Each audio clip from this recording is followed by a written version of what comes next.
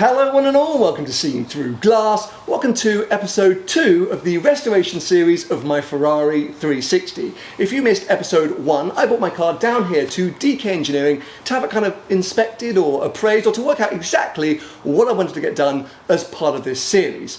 I wasn't necessarily planning to actually use DK to do any or all of the work, but if you didn't see episode 1, essentially one of their master technicians, a guy called Paul, looked over the car with such care and attention and detail. I was like, kind of want you to do the work. So that's what's going to be happening. Starting today, DK are going to be doing, well, not all of the work I want to do on my 360, but a huge amount of it. Now, it's a classic British summer's day today, which means, well, sunshine and showers, so I'm kind of lurking in the doorway just in case the heavens open once more and I need to run inside. If you've seen any of my 360 content before, you'll know a company called Ep.2 Engineering doing an amazing job maintaining and servicing my car, but over the years we kind of identified a few things that we knew we needed to do, but I kind of put off because of financial reasons or because I knew that at some point I wanted to do a big sort of overhaul restoration and that would be the right moment. But also when I came down here to DK Engineering and Paul got his kind of hands, or let's say his eyes, on my car, he also spotted a few other things like the windscreen wipers knocking on the bonnet and the engine mount sagging, and just things that someone with his expertise sort of picked up and noticed on. So we basically got a list essentially here of all the work that the guys are going to be doing. The sort of major things that I spoke about in episode 1, which DK won't be doing, is the paint. They don't actually have an in-house paint shop, so that'll come a little bit later. It's also one of the biggest financial components, so I need to think about that in a bit more detail. There's a few other bits of the interior trim as well that I've spotted since I came down here to DK that I also want to get sorted, but probably somewhere else. So yeah, let me just talk you through exactly what the guys are going to be doing over the next sort of 10, 12, 14 days. So yes, as I mentioned, engine mounts sagging, that's 2 new engine mounts. The parts are 151 quid, 4 hours of labour, so that's about 380 quid. So all in all, about 500, just over 500 quid for the engine mounts. Front and rear anti-roll bars are corroded. Now, Paul did mention this when I came for the inspection, didn't make it into that sort of final video of episode 1, so I didn't know about it, something also that AV Engineering had pointed out. So that's quite a big job, 6 to 9 hours worth of labour. Parts actually not that expensive, £234. So we could be at sort of £1,000 for the anti-roll bars, but it's something that's worth doing. This is something else that Paul spotted, which I didn't talk about in that first episode. Was a bulge in the near side front brake hose, and the rear brake hoses, well, just a bit old and not looking great, so recommend that we replace all 4 brake hoses. Why not? If we're doing all this work, it's a good moment to do that. It's about another sort of 500 odd quid. The door seal, the sort of flock of the door seal, something that I have really been frustrated by and annoyed by in recent years, because I've been getting in the car so much on the driver's side, it's kind of just worn away, some of the flock on the door seal, so we have to replace the entire door seal, and that's a really expensive part, £463 for that part. It's outrageous, so it means, yeah, 500 quid just to replace a door seal. You might think I'm mad, but it's one of the things that I see the most. Whenever I open the door, I notice it, and it frustrates me. So yeah, something I definitely want to get done.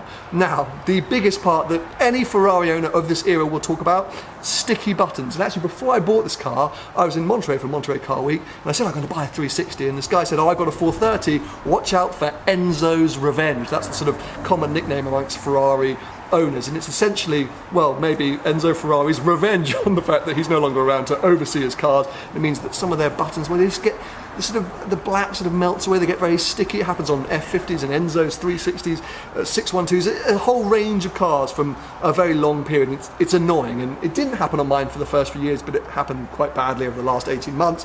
To get them all sort of sorted and fixed, we're looking at about £3,000 for the parts, and then the labour is 8 to 12 hours sort of minimum. That's £3,000 or £4,000. But I know you're going to say that's mad.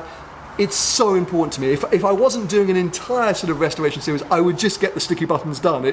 It's the touch points, it's the windows, it's the door handles, it's the air conditioning, it's every sort of element that you touch whilst you're in the car. So something that needs to be done. All the 4 wheels getting refurbished. We spotted bits of corrosion, some dodgy repairs from previous years on the wheels. £360 for that.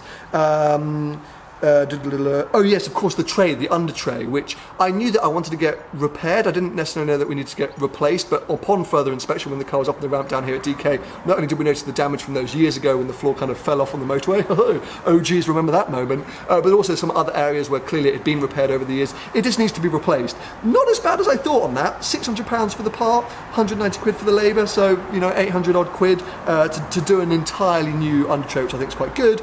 And then you may remember right at the start of episode one sort of first thing that Paul picked up on was the rubber boot, the sort of housing of the electrical wiring loom. That is quite a lot of labour. We're looking at 570 odd pounds, that's 6 hours of labour, but only 63 pounds for the actual part. So I think that's that bad.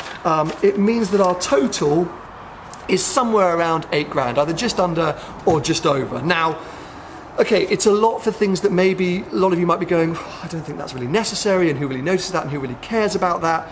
But they're things that I do really care about. I have now nearly owned this car for 4 years, and these are the things that I see and notice the moment. Okay, to find some of the anti-roll bars and bulges in the brake hoses I don't, but that's stuff that we need to get done and is sensible to get done. These other things are, yeah, parts of the car that, well, I experience all day, every day. And yes, there's the paint still to come, which, well, is more than likely going to be more than that, so that's why I need to work out what to do. Essentially, the reason I'm doing this stuff now is there's a little bit of mechanical, but also a lot of things which I experience on an everyday basis. The paint, yes, I want to get it done, but it can wait, the paint. All these other things, if I do them now, the car's going to feel refreshed, it's going to feel new much sooner. So it's a lot of money, I give you that, but in my mind it's money really well spent, especially when you're down here somewhere DK and you can spend your time whilst the guys are doing the work at looking at all the other special things, knocking around in the workshop, next to the 360, or in the showroom.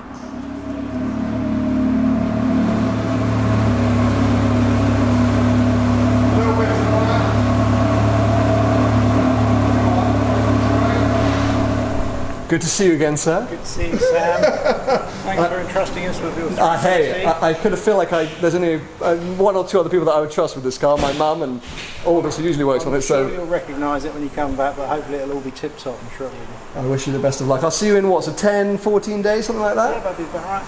And, I hope you don't find anything else in there, by the way. I'm sure we will. Good luck, mate. Excellent, thanks. So whilst Paul gets to work through there on the 360, I've popped next door to the other workshop because I just kind of wanted to show you just the other stuff that DK are working on. Of course, we're all fully aware of things like F4Ts, yes, 2, and wait, there's a yellow F50, we'll come back to in a second.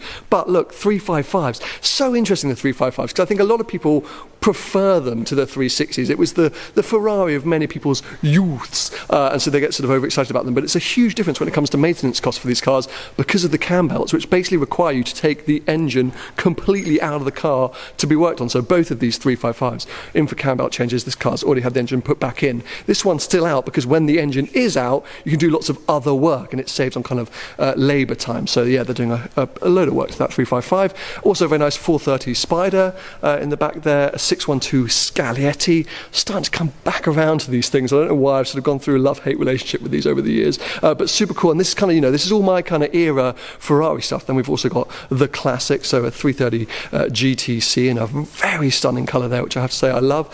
Full sort of prep for concourse preparation, I guess you'd call that, ready for, I think, Salon Preview that we'll be going to. So anyone heads down to that event, we'll have to see it. Very nice, fully restored Jag up there. And then, yes, of course, this yellow, yes, yellow F50. That is just nuts. I actually saw it fairly recently, a few weeks ago now, at the Supercar Driver Secret Meet, and it's just the coolest thing. I am a fan of yellow Ferraris. There is some history about yellow Ferraris too, so yeah, always cool to see. As I mentioned, another F40, so casual, and then come and check out this little monster, because yes, I said variety of things that DK are working on, and this is included. Anyone that ever goes to Goodwood Revival will know one of the best moments. It's kind of the kids, I guess it's a pedal. Is it a pedal race? I think it's a pedal race. Or is it like a, yeah, it's a pedal race. And so these are some of the cars kind of, you know, that take part. You get little kids racing in these, and this is one of the cars being prepared. Super cool. And this is actually in a matching colour to a car that's currently in the DK Engineering showroom. So let's go check that out right now. And so here you go, a Ferrari 250 short wheelbase with matching paint to that pedal car in the workshop. Now this car was actually the inspiration for the Verde Francesca 488 Pista that some of you may remember I filmed a couple of years ago now, I think, right in the middle of Drive the World. It's a beautiful shade of green, and I actually think it really suits the 250. Lots of you will know that my kind of Euro Millions dream car is a 250 short wheelbase. Now that I've basically driven, well, I was close to damn it, an original car, it blew every expectation and dream I had for the thing, and I want one now more than ever. And this is a very classy spec with this stunning green colour, and then look at the tan leather interior and that wooden steering wheel, and just everything about this is classy and elegant. And you know what's really cool about 1950s Ferraris is not many of them were resale red. They all kind of had unique colours and things like that, and it's cool to see. And I wish, well, actually, you know what, today people are a little bit more brave with their paint choices for Ferraris, but it's always nice to see what people were doing back in the day. But if that is stylish and classy and potentially even understated, this isn't, because yes, right next to it, the antithesis of a 250 short wheelbase, a McLaren Senna GTR. I mean, this thing is so over the top, but I have to say, I think it kind of makes more sense, the GTR version of the Senna, than the standard road car. You all know I think the standard Senna is hideous. It's just not a thing that I'm ever really going to enjoy looking at. But when it's a track-only version with all of this kind of additional aero, you forgive the looks because, well, it's all about going fast around the track, isn't it? You know, it's all about functional aerodynamics. So I'm a bit like, looks kind of cool, and you can just really appreciate how aggressive, how focused it is when you see it next to a 1950s sports car. But anyway, look, you've probably been noticing this in the corner of my shots, because yes, it's a yellow Enzo. If you thought that yellow F50 was cool, this thing is mind-blowingly insane. I mean, honestly, I can't think of many other yellow Enzos that I've seen. I love the Enzo. Anyway, this was kind of like, you know, as I mentioned before, it's my era. This was the pinnacle for me. This was the LaFerrari, or the, well, what else is there? I'm not really sure, but this was the hypercar of my day, and so seeing it in such a unique spec is pretty damn cool. But the coolness does continue, because look at this right here. So this is a 250 GTZ or GTZ, essentially a Zagato Ferrari 250. Now, this isn't actually a wholly original car. Only 5 cars were made back in the 1950s, and they're kind of, well, almost priceless, I would say, but this is maybe a tool room recreation, essentially based on a 250 chassis, just like the original cars were, and then the body was made by Zagato, but in the 1980s rather than back in the 1950s. But mechanically, it's pretty much near on identical. It just doesn't have the sort of history of being one of those original 5 cars, meaning that it's way more affordable, still insanely expensive, but not 50, 60, 75 million dollars. I just love the looks of this thing. It was actually fairly competitive back in the day, because Zagato really focused on having a lightweight body. So whilst it did have, well, the original cars had a 250 Tour de France chassis, their light body, made it very quick. Not that the 250 wasn't quick already, but for me, it's the way this thing looks. Obviously, it has that iconic double bubble Zagato roof, but then so many other beautiful design details, which I think just make it stand out and look quirky and different. Look at those seat designs, for example. I love that. But yeah, flying buttresses around the back, a bit like the original 250 TDF, but just such a cool thing to see. And I really don't knock this. There will be, well, probably the actual owners of the original Zagatos are like, oh god, look at this wannabe. But for 99.9% of the rest of the world, this is a very cool thing and a way to own a car which is so iconic and rare and unique. So yeah, big thumbs up for me on that. Another big thumbs up comes for this 750 Monza. If you're ever wondering where the inspiration came for Monza's recent SP1 and SP2, well, it's kind of here. I would love to see this thing parked up next to a modern day Monza, because they look so similar. But a very, very cool thing to see. Absolute monster. These things sound insane. Does still have 2 seats, so you can remove that tonneau and have a passenger with you, but it's pretty focused. And then look at that gear sort of lever slightly angled towards the driver like that. Very, very nice. And oh, look at those straps on the bonnet. Oh, the details. Very nice Carrera GT right next to it, which has actually just been sold in fairly classic spec, so that won't be hanging around much longer. And then right at the end, we've got this very cool, very black Batman spec LaFerrari. You see so many LaFerraris in red with silver wheels and the black roof, that it's just really cool whenever you see one that's not in that specification. And a black on black on black one is pretty nuts. A few yellow details. You've got the calipers, and inside you can see the seatbelts are yellow as well, but essentially that is, yeah, the gothic LaFerrari, I'm going to call it. Absolutely nuts. But what an insane display in the showroom today at DK Engineering. But every time I come down here, there are different cars in this room, always absolutely mind-blowing. I've said it before in previous content, but I do always love coming down here. But I feel like it's now time to leave so that I can let the guys at DK Engineering actually crack on with their other work, but also the work on my 360, and I cannot wait to get it back. I said it earlier, and I know maybe some of you are thinking that I'm a bit mad spending this much money on sort of small little elements, but they're all things that I do think are going to transform that car and prepare it for its big birthday next year. That car's going to be 20 years old in 2022, and whilst I don't want to ever sort of put it back to being Concourse Edition where I can't really go near it or touch it, I do want it to sort of look and feel in its best shape possible, and things like the sticky buttons.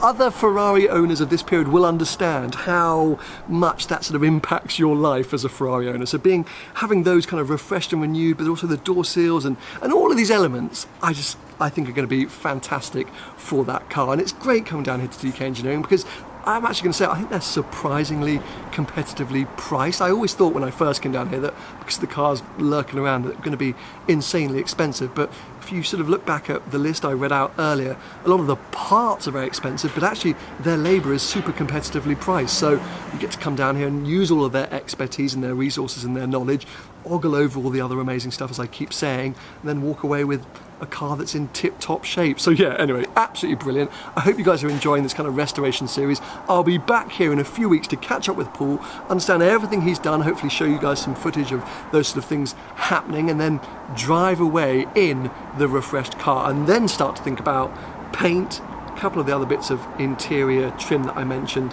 one or two other things that I've started to think about in preparation for next year, but I'll save that for the next episode or maybe the episode after that of this series. So yes, give this video a thumbs up if you have enjoyed it, and stay subscribed for plenty more content, but plenty more 360 restoration content to come.